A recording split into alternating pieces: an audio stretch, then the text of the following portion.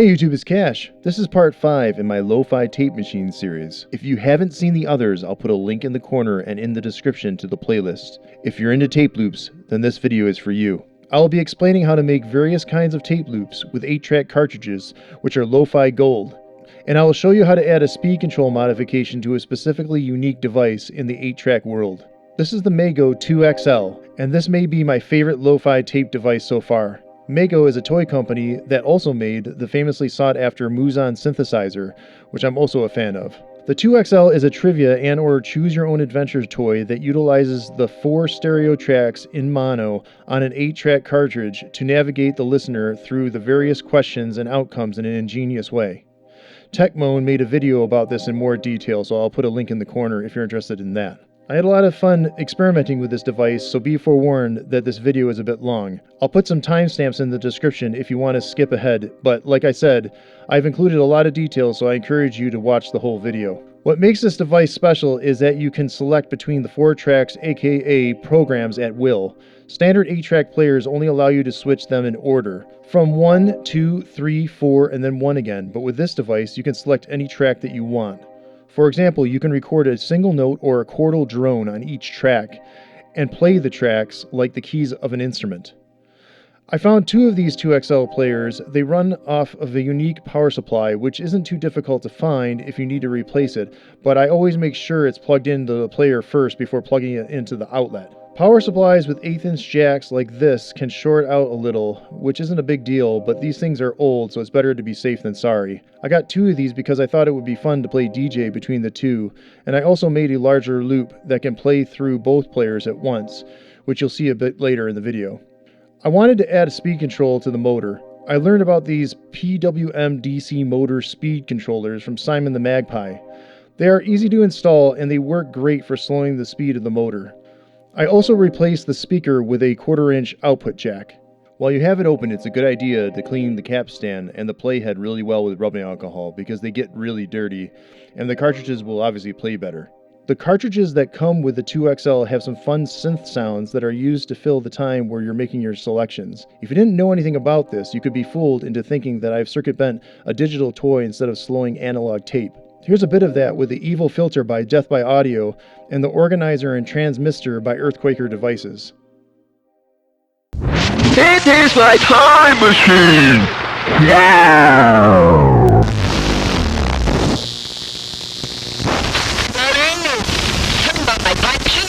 Now!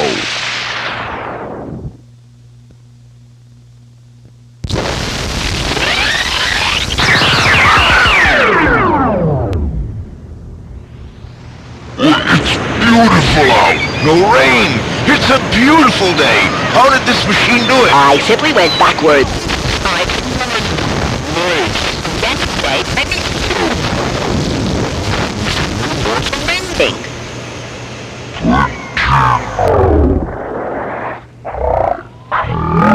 So, but let's get back.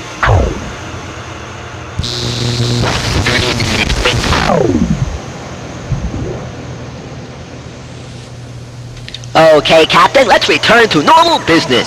You can also have fun with any 8-track slowed down with a heavy dose of effects. Here's a taste of that with the mini-ark by Snazzy Effects and Astral Destiny by Earthquaker.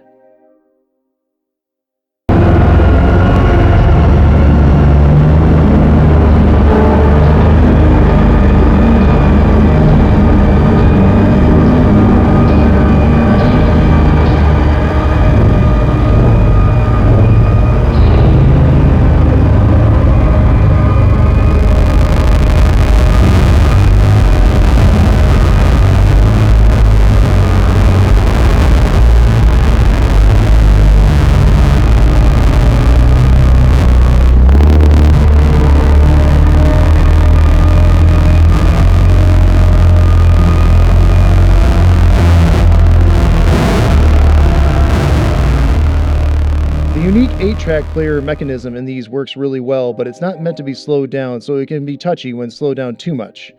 The motor will sometimes lock up or the tape head switch will get stuck. I cut access holes so I can give it a tap or a turn to get it going again. It doesn't happen all that often and it doesn't take much to fix it. Cassettes have made a comeback, especially in the tape loop community, but 8-tracks not so much. so there might be some of you that might not know anything about 8-tracks. Therefore, before I get to the machine, I need to give you some info on the 8-track cartridges themselves. 8-tracks already play in a continuous loop, and when you reach the end of one of the 4 tracks or programs, there is a small strip of aluminum tape that closes a switch, triggering the playhead to switch to the next track in the sequence. Therefore, it will play through all the content on all the tracks over and over automatically. If you splice out the aluminum tape, you would have 4 long tape loops that you could switch between manually. You can also creatively make any variation of loops just like you see with cassettes, giving you countless options for loop lengths. You can also add aluminum tape to your loops to have the tracks automatically change in order to create a hands-free pre-programmed composition in loop form. I'll show you how to record on these cartridges, but I first need to explain a bit about some types you need to be aware of. The cartridges that come with the 2XL are the foam type that use a spongy foam to keep the tape pressed against the playhead. This foam deteriorates over time, so you have to replace almost all of the foam on these for them to work properly. I use this foam tape that is for sealing drafts around doors, which you can find at most hardware stores. Most cartridges will open easier than others, and you'll have to be careful to keep the tape from spooling out. I really don't care about this for my purposes. Some cartridges just have these plastic tabs that can be unclipped with a small screwdriver, and some have screws or both.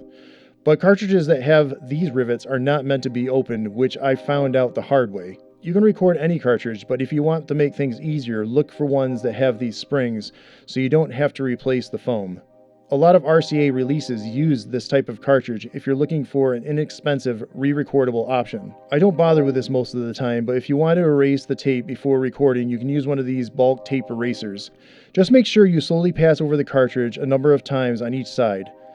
8-track tape is a 1/4 inch, slightly wider than a cassette, which in theory would give you better quality, warmer recording, but a lot of 8-track players are known for having greater wow and flutter than cassette, which is bad for hi-fi but good for lo-fi. I recently saw the synth queen, Lisa Belladonna on Earthquaker's Show Us Your Junk, using 8-track player recorders to record her synths for sonic character, but she also used multiple 8-track machines in live shows. To make your loops, you will need a 1/4 inch splice block and splicing tape, which you can easily find online. If you never use one of these, the splicing block channel is slightly smaller so it will hold the tape in place. I like to use a splicer like this for cassettes. When it comes down to the length of tape for your loop, it's all about experimentation, but you should always make sure that the loop is loose enough so it doesn't lock anything up, but if it's too loose, it will get caught in the capstan. Please do not use Scotch tape. It will not age well. After you've made your loop, now you're ready to record, but you can also have fun with what is already on the tape. I tested my loops to make sure they play before I recorded over them. I always look for opportunities to make music, so I added some effect pedals for fun. Here is the smallest loop tested through an Ulysses Bitterman and a Chase Bliss mood.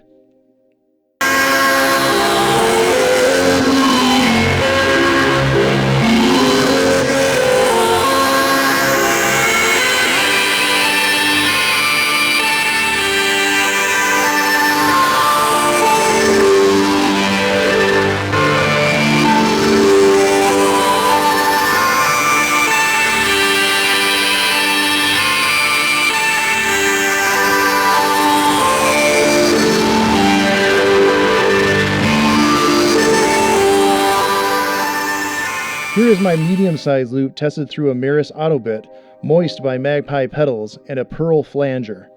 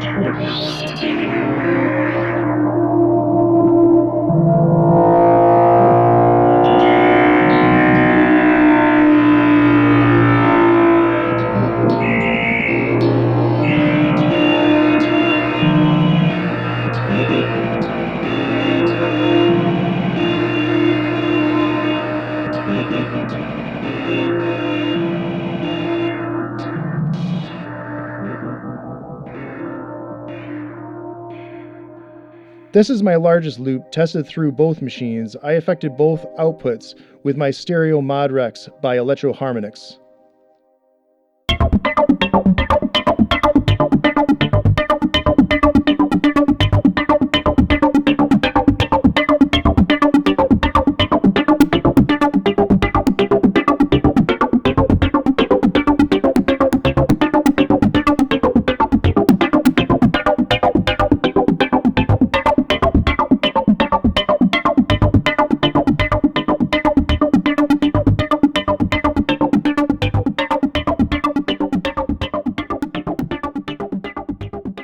Now I need to make some audio to record onto my loops. I wanted to use the small and medium loops to be more percussive and glitchy. I used some flashy lights and a soma ether through Intensifies by Muffin Zeph.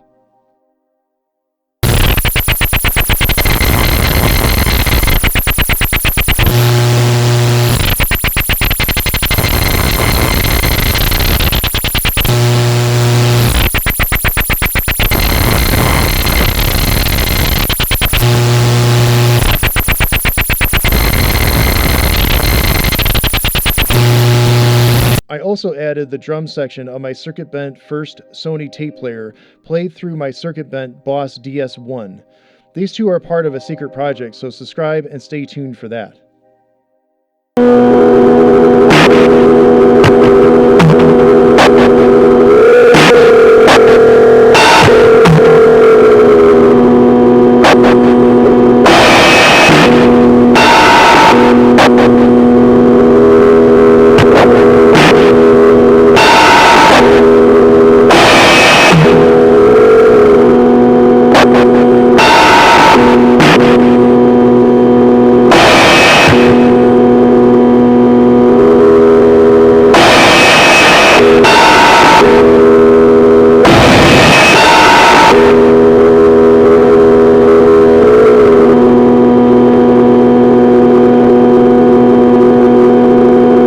As for the larger loop, I recorded a Fender Rhodes through an Earthquaker organizer and C machine, an Alexander Marshmallow, and a Hungry Robot Wardenclyffe.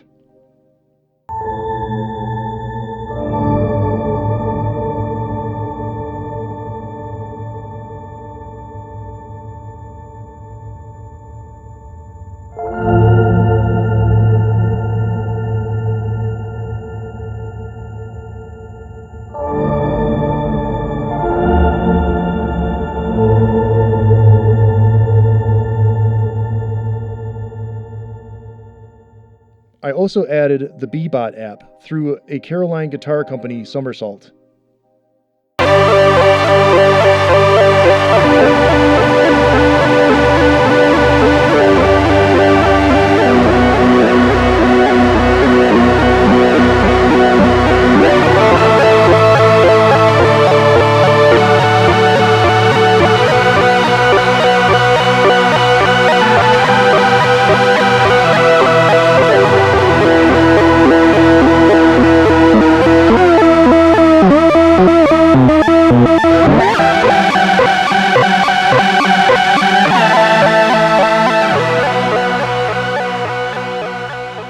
Now it's time to record.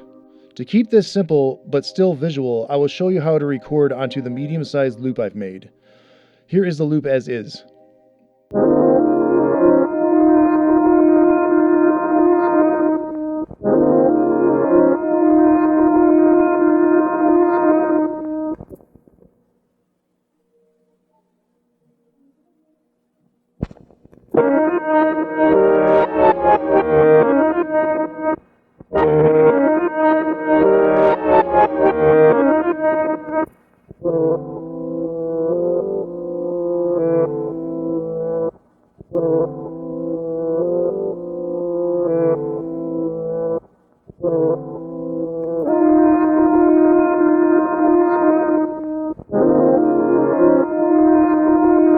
Now it's great if you can find an 8-track recorder that has VU meters so you can check your levels.